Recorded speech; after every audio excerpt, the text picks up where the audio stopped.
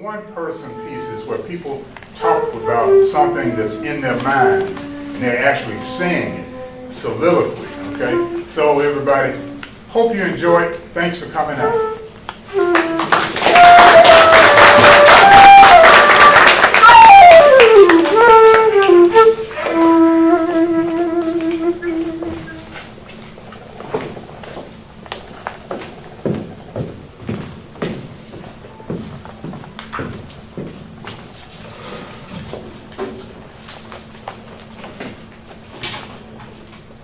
Scene 1, rural Mississippi, June 1968.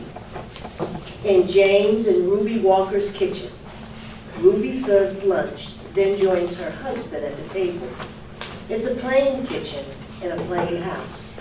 James is in his late 40s. He's dressed in a short-sleeved shirt. His skin is sunburned. Ruby is about the same age and also shows the effects of working outside. Her hair is dark but is streaked with gray. On the right of the scene is a sink, and above it a window where bright summer light shines through. Despite years together, there is a distance between Ruby and James. What time are you going to Eudora? Right after we gotta pick up that saw blade. How about drop some vegetables off at Robert and Janie's house? I put a sack of potatoes and tomatoes and some okra in a bag on the back porch. It's right on your way. How come he can't come and get it here, Ruby? I know he's your brother, but he's also got a car. And I got things to do. Let's give him some corn, too. Doesn't he ought to do? Oh, I don't mind feeding your brother's family, Ruby. We got plenty. But I don't see why we have to plant it, grow it, pick it, and then deliver it by hand. Why don't you ride over there with it so you can cook it for them, too? Well, while they're watching TV, so that way we're not in the way. James, why don't you remind me all this next time we write your mama a check? And let's ask your sister if she won't wrote one. The corn won't take you 5 minutes to pick. James eats in silence. You talked to Pete? Yeah, this morning. Just for a few minutes. You mentioned the C he got in chemistry? Well, he says he's getting some help, and he thinks he can figure it out. Did you say anything to him about his hair? What about his hair, Ruby? It's his hair. We had this conversation already, James. You told me you were going to talk to him about getting it cut. Well, since it matters so much to you, how about you talk to him about getting it cut? You don't care what your son's hair looks like? Not one bit, Ruby. Like I said, it's Pete's hair, and he's 20 years old. Well, I promise you, other people do care. And one day he'll come home looking like a hippie or a girl. Most people I know have a lot more to worry about than whether a boy's hair is too long. It is not about his hair, and you know it. It's about these kids doing whatever they want to do.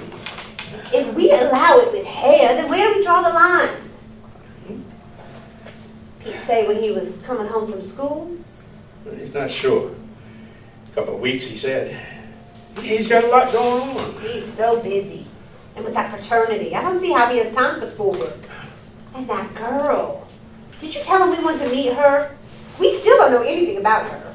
College girls are so fast these days, James. I don't know if you're keeping up. And Pete's just a country boy.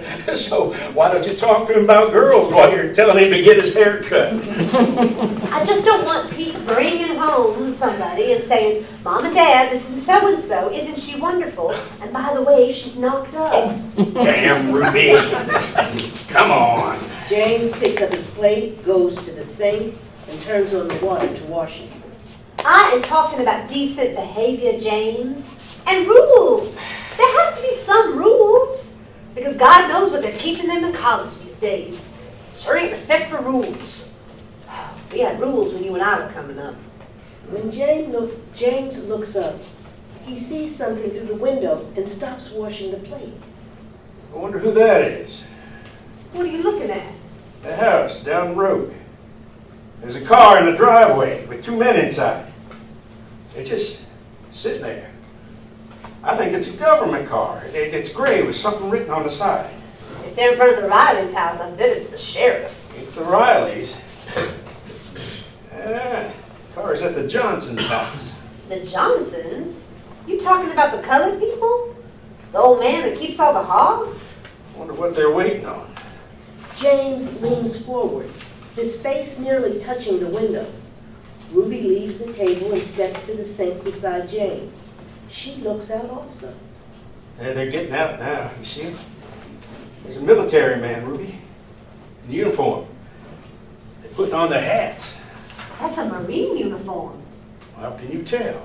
Well, that's the same uniform that Johnson boy was wearing that day he came by here. You talking about Charlie? Johnson's grandson? Well, I didn't know he came by. When was that? Last September, October maybe. It was one morning during the week. You'd gone to town. Well, why didn't you tell him to come in and wait for me? Well, I'm not inviting the colored boy into my house, James. Was my husband gone? Jesus.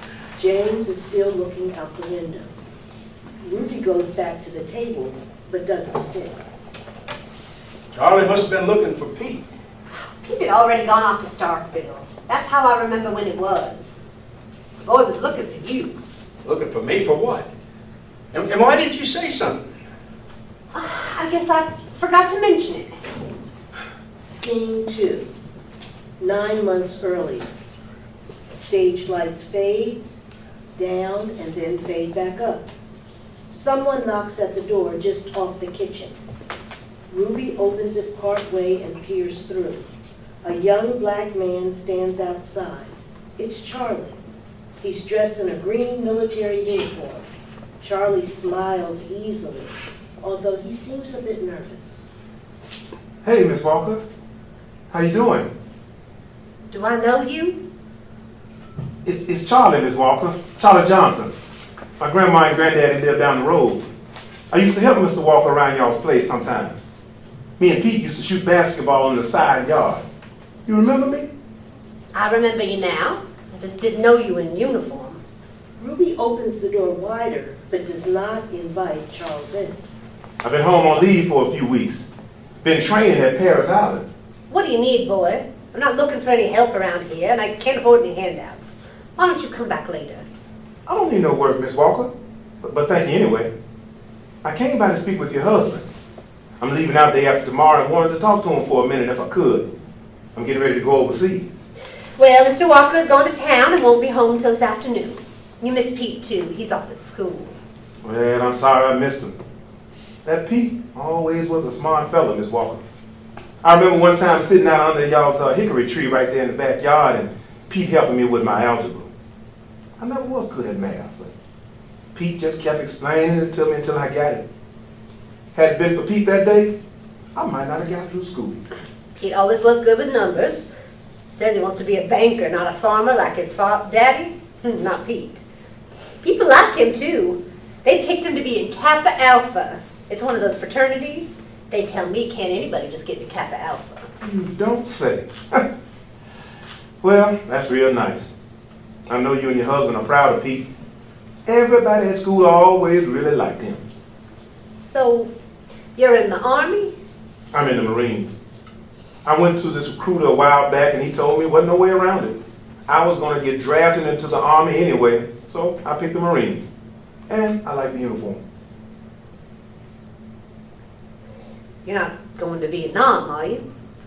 As a matter of fact, I am. In a few weeks. But I have to get some training first. I'm going to California for that. I can't believe I'm going to California. I don't think my granddad ever been out of Mississippi, except for Memphis. Oh, you couldn't pay me to go to California. All that stuff that goes on out there.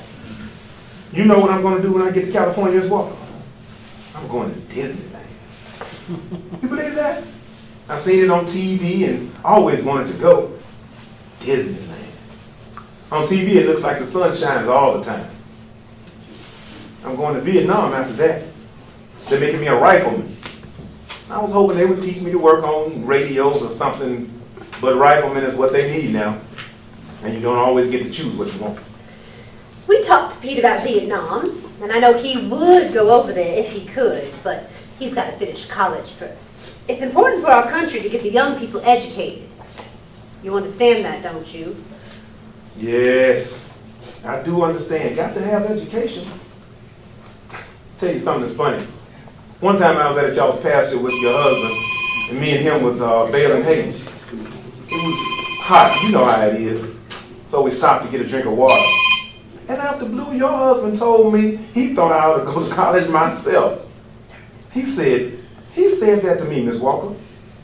He said, Charlie, you smart enough and you can just be about anything you want to be. Miss Walker, nobody ever said that to me before. Maybe you should have gone to college. They do have colored colleges now.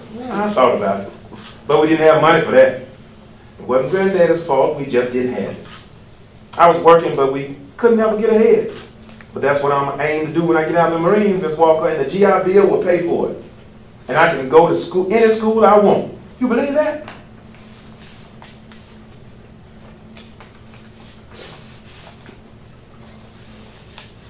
Listen, would you mind telling your husband that I never forgot what he told me? He gave me a good idea that day. You tell him that for me, Miss Walker, would you? Scene 3. James and Ruby are standing facing each other in the kitchen. James leans back against the sink.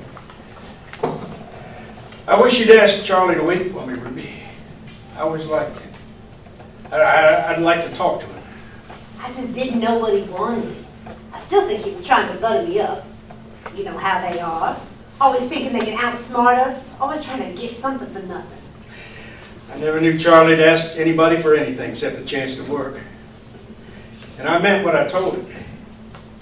He was a smart boy. Well, I'll tell you one thing. He was sure showing off in that uniform that day. Strutting like a peacock. Arrogant. You know how they are. Chest poked up, shoes all shined up. You know, maybe that is a way to improve the color, James. Put them in uniforms. Teach them some discipline. Teach them to act like white people. Instead of wanting something for free. Charlie's doing what our country asked him to do, Ruby. James turns to look out the window. Old man Johnson and men are out in the yard. Reckon his wife stayed in the house. They're talking to him. One of them handed him a piece of paper. You know, they sent my mom a telegram, Western Union. A telegram for what? Well, the Army didn't send anybody to our house that day. There's too many of them.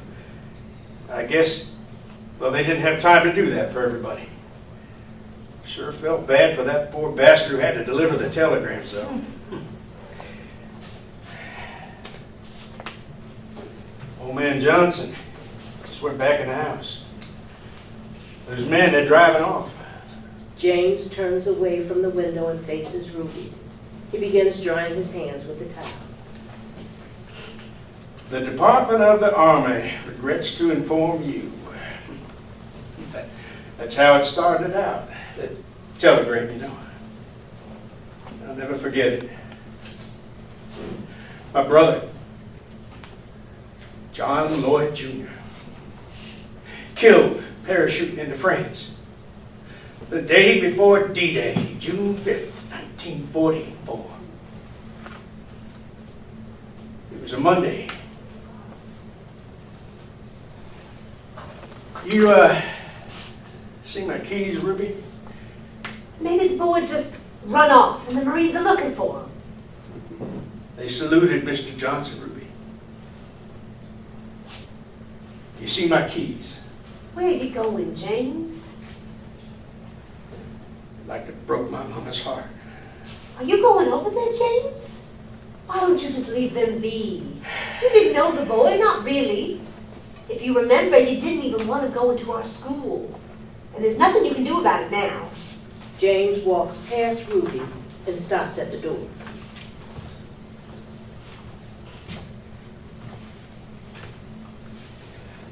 I'm going to let Mr. Johnson know that he can come use our phone. He'll need to call somebody. I'm pretty sure they don't have a phone. JL, that's what they call my brother. He was Junior. But he didn't like anybody to call him Junior. After she got old, Mama told me she couldn't remember what JL looked like anymore. Kids get together after we was grown, Mama'd say, "Tell me about him. Tell me about when y'all was little." Ruby, how about you call Pete, tell him the news. He'll want to know. Pete's got his college friends, James. He won't care about the Johnson boy. They never did nothing more than play a little basketball. He wrote me a letter, Ruby. Who wrote you a letter? Charlie did. Sent me a letter from Vietnam. It was a fine letter, too. Told me what it was like and what he was doing. Said him and the other fellas call each other grunts. They're proud of being called grunts. He said they don't talk much about the war and why we're doing it. He told me they were scared when they went out on patrol, but he said they was all scared together and they were going to get through it. Told me about how he and Pete used to hunt rabbits, walking in the woods, out in the cold, and talking. And he asked about you, Ruby. It was a long letter. Said he missed his grandparents. Sometimes he thought about how bacon smelled in the morning when his grandma was making breakfast. I bet Charlie was a good Marine, Ruby. I know he was.